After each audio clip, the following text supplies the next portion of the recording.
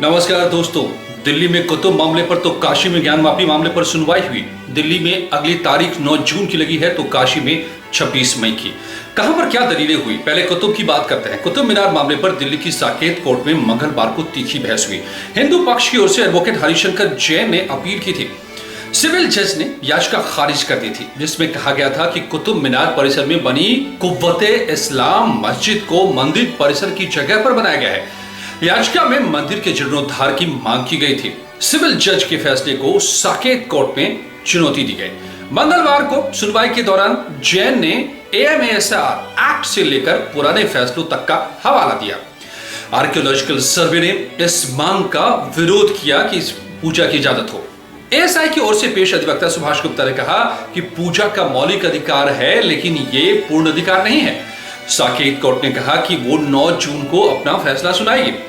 मंगलवार को सुनवाई के दौरान क्या क्या दलीलें दी गई, इसको समझना बड़ा ही दिलचस्प है। मस्जिद से पहले मंदिर था, जो पूजा क्यों नहीं कर सकते। याचिकाकर्ता हरिशंकर जैन ने कहा, सरकार ने कुतुब मीनार को संरक्षित इमारत घोषित कर रखा है। पिछले 800 साल से इसे मुस्लिम इस्तेमाल नहीं कर रहे हैं। जब वहां मस्जिद बनने से काफी पहले मंदिर था तो उसका जीर्णोद्धार क्यों नहीं हो सकता। इस पर वकील के सवाल पर जज ने कहा कि अगर इसकी अनुमति दी गई तो संविधान के ढांचे और सेक्युलर चरित्र को नुकसान पहुंचेगा। जैन ने कहा कि वो देवताओं की पुनर्प्रतिष्ठा और फिर से पूजा करने की अनुमति चाहते हैं। 800 साल पुराने मंदिर पर अब दावा कैसे, कोर्ट ने कहा। जैन ने दावे पर अदालत ने पूछा कि अब आप जीर्णोद्धार कहकर इस स्मारक को मंदिर बनाना चाहते हैं। मेरा सवाल है कि अगर ये मान लें कि 800 साल पहले मंदिर था, तो भी आप ये दावा कैसे करेंगे कि वादियों का उस पर कानूनी अधिकार बनता है। जैन ने कहा कि अगर यह हिंदू मंदिर है तो इसकी इजाजत क्यों नहीं दी जा सकती। कानून यही कहता है कि एक बार अगर कोई संपत्ति देवता की हो गई तो फिर उन्हीं की रहती है। इस पर अदालत ने अयोध्या केस में अदालत की टिप्पणियां पूछी। अयोध्या केस की टिप्पणियां पूछी। हिंदू पक्ष ने किस आधार पर किया है दावा, यह भी पूछा। साकेत कोर्ट के सामने जैन ने कहा कि मंदिर विध्वंस के बावजूद देवता का चरित्र नहीं बदलता। मैं एक श्रद्धालु हूं, वहां की तस्वीरें मौजूद हैं, अब भी हैं। वहां लोहे का एक स्तंभ है, करीब 1600 साल पुराना है। मेरी दलील है कि देवता कभी गुम नहीं होते। यही सुप्रीम कोर्ट ने कहा कि देवता बच गए तो पूजा का अधिकार भी बच जाता है।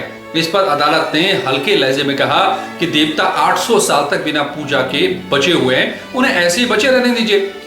फिर अदालत ने पूछा कि पूजा के अधिकार की प्रकृति क्या है और इससे जुड़े क्या क्या अधिकार उपलब्ध हैं। अदालत ने कहा कि मूर्ति की मौजूदगी पर विवाद नहीं है, सवाल पूजा के अधिकार का है। पूजा के अधिकार पर इसके बाद तगड़ी बहस छिड़ गई। जैन ने कहा कि उनके संवैधानिक अधिकार का दरअसल हनन हो रहा है। अदालत ने पूछा कि कैसे, तो जैन ने बताया अनुच्छेद 25 का जिक्र करते हुए फिर अनुच्छेद 13(1) का जिक्र भी किया और कहा कि मूल अधिकार कभी समाप्त नहीं होता। अदालत ने पूछा कि क्या, यानी कि ये पूजा मूल अधिकार है। जैन ने हाँ कहा तो कोर्ट ने पूछा कि कैसे। जैन ने कहा कि भारत में 1000 साल पुराने मंदिर है, उनकी तरह यहां भी पूजा हो सकती है। न्यायिक प्रक्रिया से तय होगा कि मेरा कोई अधिकार है या नहीं। अयोध्या केस की व्यवस्था के हिसाब से अगर भगवान बच गए तो पूजा का अधिकार भी बच जाता है, यानी पूजा का मेरा अधिकार यहां बचा हुआ है। एक बार चरित्र तय हो गया फिर बदला नहीं जा सकता। एएसआई जैन की दलीलों के बाद अब बारी थी एएसआई की। आर्कियोलॉजिकल सर्वे ऑफ इंडिया ने अपनी दलीलें शुरू की। उनके और एडवोकेट सुभाष गुप्ता ने कहा कि अदालत के आदेश से छेड़छाड़ का कोई आधार नहीं है। गुप्ता के मुताबिक 1958 एक्ट की परिधि में आने पर किसी जगह के चरित्र का निर्धारण होता है और एक बार स्मारक का चरित्र तय हो गया तो इसे बदला नहीं जा सकता। जब एएसआई एक्ट के तहत कोई स्मारक आता है तो आपत्ति के लिए 60 दिन का वक्त होता है। उन आपत्तियों पर विचार होता है और इसी वजह से देश में कई स्मारक हैं जो पूजा स्थल नहीं है, पूर्ण नहीं है ये पूजा का अधिकार। अगर कोई सुरक्षा स्थान बिना किसी व्यवस्था के 800 वर्षों तक से जारी है, उसे जारी रहना चाहिए। सुरक्षित स्थान को पूजा का मौलिक अधिकार है, लेकिन ये पूर्ण अधिकार नहीं है। ये तमाम बातें सुप्रीम कोर्ट के फैसलों का हवाला भी दिया, एएसआई ने अपनी बातें रखी। अब इन दलीलों के बाद 9 जून को कोर्ट का फैसला आएगा। गुप्ता ने कहा कि कुतुब मीनार पूजा स्थल नहीं है। जैन ने भी माना है, उन्होंने कहा कि स्मारक सालों से बना हुआ था, किसी बदलाव के लिए कोई याचिका नहीं आई है। अभी ये सब चीजें उठाई जा रही हैं। इस पर कोर्ट ने कहा कि इमारत के चरित्र का सवाल मूल में है। इसके बाद अदालत ने आदेश सुनाना शुरू कर दिया। कोर्ट ने दोनों पक्षों को हफ्ते भर का वक्त दिया और कहा कि वो 9 जून को अपना फैसला सुनाएंगे। देखना होगा कि 9 जून को क्या फैसला आता है कि पूजा का जो जिसके लिए मूल प्रार्थना है कि क्या पूजा का राइट मिलता है हिंदुओं को वहां पर कुतुब मीनार में परिसर में या नहीं मिलता है। अब ज्ञान माफी की बात करते हैं। ज्ञान माफी मामले में मुस्लिम पक्ष की याचिका पर पहले सुनवाई होनी है। वाराणसी कोर्ट ने सुनवाई के बाद यह फैसला दिया है। अगली डेट में मुस्लिम पक्ष की याचिका पर सुनवाई होगी। अब मामले पर वाराणसी जिला अदालत में 26 मई को सुनवाई होनी है। 26 मई को दरअसल मुस्लिम पक्ष की जो याचिका है ऑर्डर 711 पर सुनवाई होगी। साथ ही सर्वे पर कोर्ट ने दोनों पक्षों से 1 हफ्ते में आपत्ति मांगी है।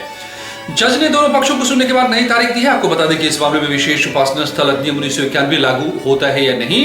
26 मई को मुस्लिम पक्ष के एप्लीकेशन 35G पर सुनवाई होगी। पोषणीय है कि नहीं, यानी कि ये मामला सुनने लायक है कि नहीं। ज्ञान माफी मस्जिद पर हिंदू पक्ष के वकील विष्णु शंकर जैन ने बताया है कि मुकदमे की अस्वीकृति के संबंध में 711 CPC के तहत मुस्लिम पक्ष की याचिका पर 26 को सुनवाई होगी।